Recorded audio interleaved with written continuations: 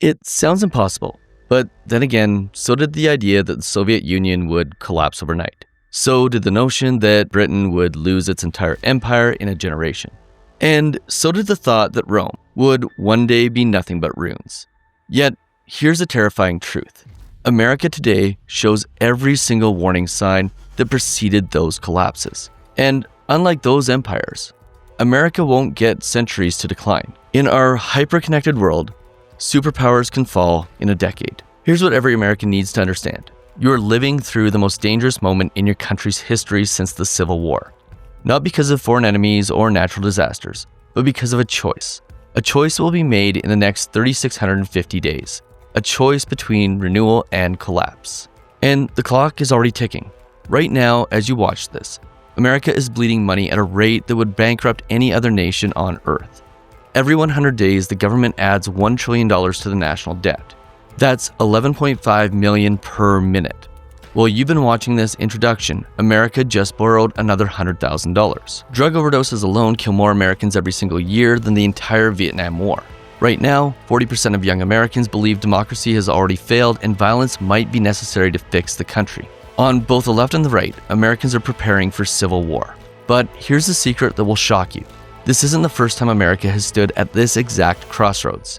And every single time before, experts predicted the end, and they were wrong. The question isn't whether America can survive this crisis. The question is whether you understand what's really happening and what you can do about it. And in this video, I'm going to show you something that will change how you see your country forever. I'm going to show you why the next 5 years will determine whether your children inherit the world's greatest democracy or watch it collapse from the inside.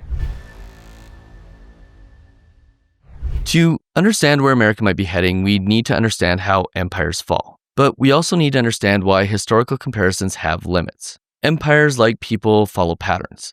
They're born, they grow, they peak, they decline, and eventually they transform or fail. Historians have identified warning signs that appear with remarkable consistency: economic overexertion, military overstretch, political dysfunction, and finally, a crisis of legitimacy. Take Rome. For 5 centuries, it dominated the known world.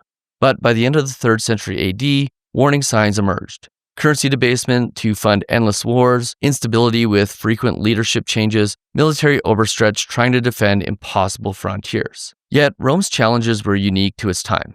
It was a pre-industrial empire dependent on conquest for growth, slavery for labor, and personal loyalty for governance. Modern parallels exist, but they're not deterministic. Britain offers a more relevant comparison. At its height in 1920, it controlled a quarter of the world's land and population.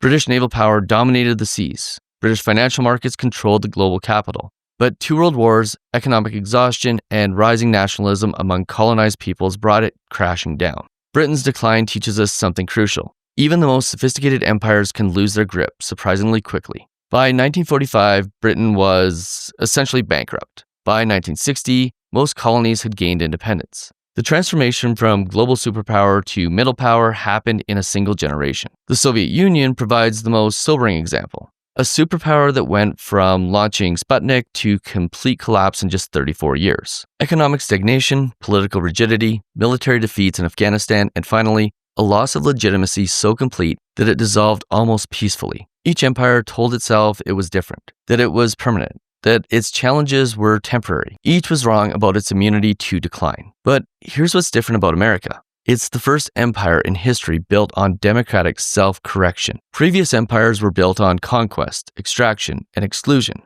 America was built on innovation, inclusion, and reinvention. Understanding how others fell helps us recognize risks, but it doesn't predetermine outcomes. But before we get into all of that, let me tell you first about our sponsor for this video, Incogni. You'd probably be surprised how many people have their identities and personal information stolen. I've run a financial company for the last 22 years, and we run across hundreds of people who have found themselves in this situation annually. What happens is data brokers gather personal information about people and sell it for profit. Unfortunately, this same personal data can also end up in the hands of scammers and fraudsters, and more often than not, it does. Not only that, these same data brokers are often responsible for the annoying calls and emails you receive all the time, trying to sell you stuff and in some cases to even steal more of your information. I've personally spent years trying to scrape my personal phone number and email from the internet. Yet somehow data brokers keep finding it and selling it to more and more companies. Incogni reaches out to these data brokers on your behalf. They request that they remove any of your personal data, and they handle any of the objections. The process to get started is simple. It literally took me less than 5 minutes. That was 5 minutes invested for complete peace of mind when it comes to my personal data. Then all you do is kick back and let them do all the work.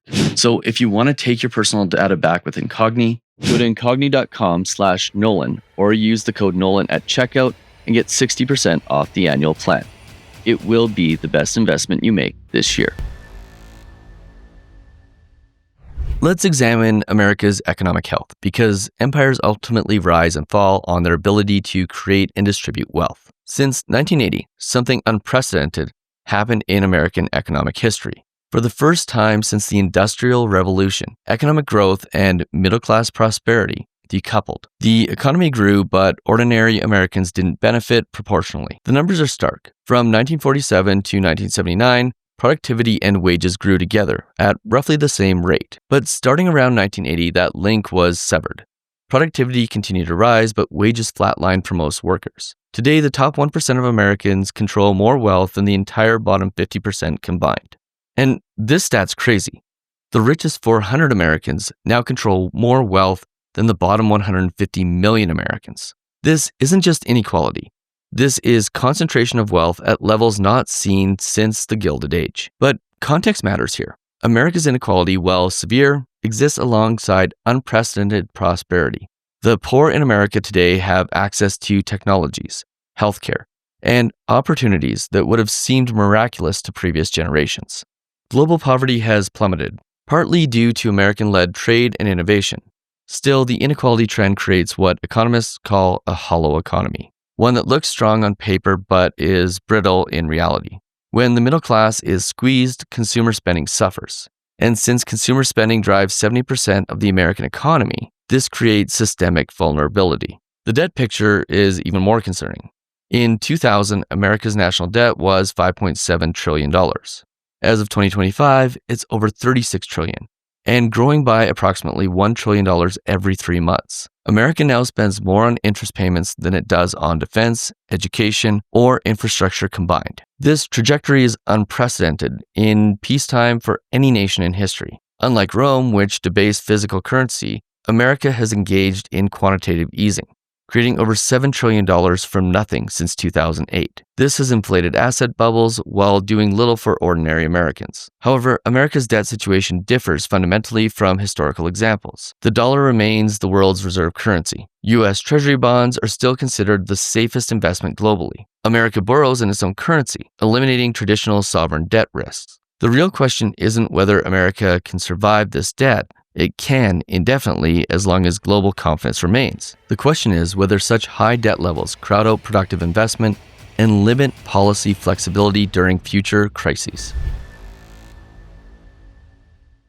Here, America faces its most serious test since the Civil War. In 1958, 73% of Americans trusted the federal government to do the right thing most of the time. Today, that number hovers around 20%. Trust in Congress, the Supreme Court, the media, and big business has similarly plummeted. This matters because democracy depends on voluntary compliance. When people don't trust institutions, they don't follow rules, pay taxes voluntarily, serve on juries, or participate in civic life. Democracy literally stops working. Political polarization has reached levels not seen since the Civil War era. There are now only about 24 moderate Democrats and Republicans left in Congress, compared to over 160 in 1971. The ideological center has been hollowed out, almost completely. But America has faced comparable polarization before. The 1960s saw massive civil unrest, political assassinations, and institutional challenges. The Civil War era faced actual secession. Each time, American institutions adapted and survived. What's different now is the information ecosystem. Social media algorithms feed people information that confirms existing beliefs while filtering out contradictory evidence. Americans don't just disagree on policy,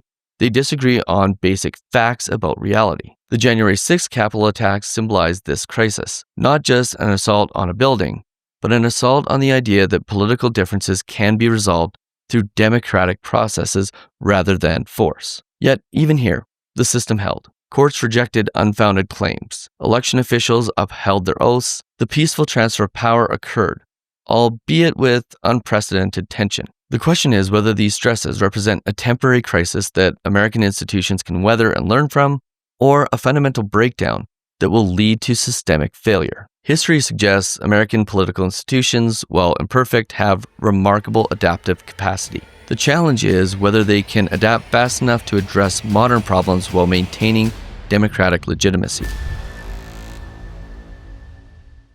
Every empire in history has faced the same strategic dilemma: how to maintain global influence without bankrupting yourself trying to be everywhere at once. America today faces this challenge on an unprecedented scale. The United States maintains over 750 military installations in more than 80 countries. American forces are deployed from Germany to Japan, from Qatar to Australia. The Pentagon's budget exceeds the military spending of the next 10 countries combined. Since 2001, America has spent over $8 trillion on wars in Iraq, Afghanistan, and related operations. The human cost has been staggering. Iraq remains fractured. Afghanistan fell back to the Taliban in weeks after 20 years of occupation. Libya became a failed state. Syria remains a proxy battlefield. This mirrors historical patterns. Roman legions were eventually spread too thin to defend the frontiers. British forces were scattered across so many colonies that they couldn't concentrate power effectively everywhere. However, America's situation differs in crucial ways. Unlike Rome or Britain, America doesn't depend on conquest for prosperity. Its empire is primarily economic and cultural, not territorial. American military presence often provides stability that benefits allies and enemies alike. The real challenge comes from near-peer competitors. China's military has modernized rapidly, focusing on anti-access capabilities designed to keep American forces away from Taiwan and the South China Sea. Russia has demonstrated willingness to use military force against neighbors. Iran has built a network of proxy forces across the Middle East. But the competition isn't just military, it's technological and economic. China now has the world's largest economy by purchasing power parity. Belt and Road projects are increasingly unprofitable. Partner countries are pushing back against debt-trap diplomacy. China's rapid military expansion strains its budget and creates security dilemmas with neighbors. The question isn't whether America can maintain military dominance. It probably can for decades. The question is whether military dominance remains relevant in an age of economic competition,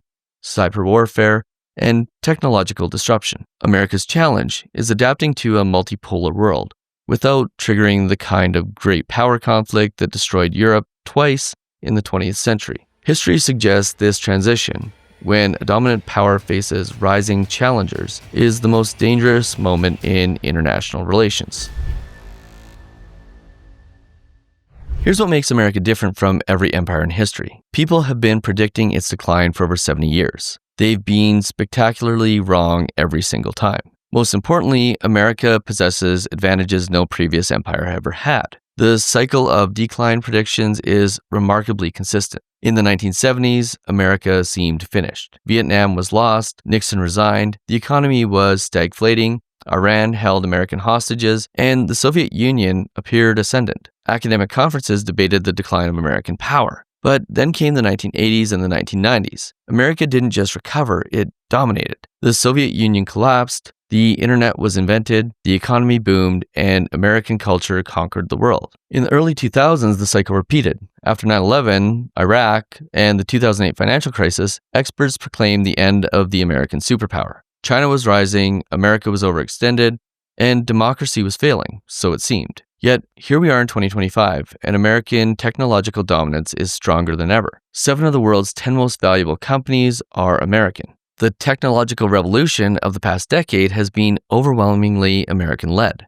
Artificial intelligence dominated by Google, Microsoft, and OpenAI. Electric vehicles led by Tesla. Silicon Valley alone has created more wealth in the past decade than most countries generate in a century. These aren't just companies. They're economic ecosystems that employ millions and influence billions globally. But America's greatest advantage isn't technological, it's demographic. While Europe and East Asia face rapid aging and population declines, America remains young and dynamic through immigration. Every year, over 1 million people become permanent U.S. residents. They start businesses at twice the rate of native-born Americans. Half of America's Fortune 500 companies were founded by immigrants or their children. The brain drain toward America continues unabated. The world's best and brightest still want to come to American universities, work for American companies, and contribute to American innovation. Roughly 40% of Nobel Prize winners at American universities since 2000 have been foreign-born.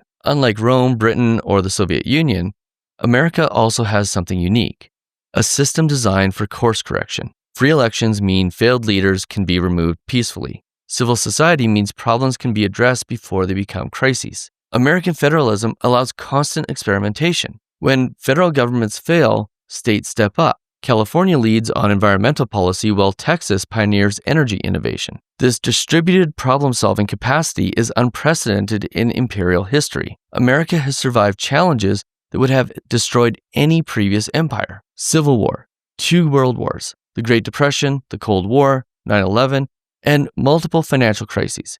Each time, doomsayers proclaimed the end. Each time, America emerged stronger. The pattern reveals America's greatest strength: its ability to respond to existential challenges through institutional adaptation rather than system replacement. However, this resilience isn't guaranteed. Past performance doesn't ensure future results. The question is whether America's adaptive capacity can keep pace with accelerating global change. To assess America's future, we must honestly evaluate the competition. China represents America's most serious rival since the Soviet Union, but its challenge reveals both threats and vulnerabilities. Its economy has grown from 2% of global GDP in 1980 to over 17% today. Chinese manufacturing dominates global supply chains. The Belt and Road Initiative spans 3 continents with over $1 trillion in infrastructure. China's domestic market is now so large that multinational companies design products for Chinese consumers first. Chinese payment systems, social media platforms, and e-commerce sites serve more users than their American equivalent. But China faces massive internal challenges that make American problems look manageable. China's population is aging rapidly, one of the fastest demographic transitions in history. By 2040, China will have more people over 65 than under 15. China's debt-to-GDP ratio exceeds America's, concentrated in sectors like real estate that may not generate economic returns needed to service the debt. The property sector represents 70% of household wealth. When this bubble bursts, and bubbles always burst, the consequences will be severe. Most importantly, China faces what political scientists call the dictator's dilemma: how to maintain rapid economic growth while preventing the political liberalization that usually accompanies rising prosperity. China has chosen repression over reform, intensifying censorship and surveillance. Innovation requires exactly what authoritarianism suppresses: questioning authority, tolerating failure, encouraging diverse perspectives. China excels at in mass production, but breakthrough innovation may prove incompatible with Communist Party control. Russia, meanwhile, represents decline rather than rise. Its economy is smaller than Italy's. Its population is shrinking, and its young people are immigrating. Putin's invasion of Ukraine reveals weakness, not strength, a desperate attempt to restore influence through military force rather than economic development. And the European Union faces its own existential challenges: aging populations, economic stagnation, political fragmentation, and rising anti-EU populist movements. Europe's share of global GDP continues to shrink, and its role in world affairs diminishes accordingly. These competitors' weaknesses don't guarantee American success, but they do suggest that prediction of America's inevitable decline may be premature. The question isn't whether America faces challenges, it does. The question is whether it faces them from a position of relative strength compared to alternatives. So where does this leave America? Clearly facing serious challenges, but not necessarily facing inevitable decline. Every successful society has faced moments when it seemed on the brink of collapse, but found ways to reinvent itself. Britain went from economic decline in the 70s to economic prosperity in the 80s through market reforms and technological adoption. Germany transformed from total defeat in 1945 to economic powerhouse by the 1960s. South Korea went from military dictatorship to thriving democracy in a generation through education, investment, and technological development. America has reinvented itself before as well. The New Deal responded to the Great Depression with social insurance and infrastructure investment. The post-war boom created the largest middle class in history through education, housing, and scientific research programs. But renewal requires acknowledging reality rather than retreating into nostalgia. America's challenges are measurable. American students rank 38th in math and 24th in science among developed countries. Healthcare costs consume 18% of GDP while producing worse outcomes than most developed nations. The solutions exist and have been tested elsewhere. Economic reform, progressive taxation to reduce inequality while maintaining incentives, infrastructure investment to modernize the economy, education reform to prepare workers for technological change without crushing debt, immigration reform to attract global talent, healthcare reform to control costs, criminal justice reform to reduce incarceration rates. Countries like Denmark, Singapore, and South Korea have achieved these goals while maintaining democratic accountability and market economics. America doesn't need to invent solutions from scratch. It needs the political will to adapt proven approaches. What America needs most is what it has always had in times of crisis: the political will to make hard choices and the social cohesion to work together towards common goals. The precedents for American renewal are powerful. Every major crisis has produced innovation and progress. The question is whether Americans can rediscover democratic governance in an age of social media, polarization, and foreign interference. The stakes couldn't be higher. If America fails to reform itself, the world doesn't just get a new superpower.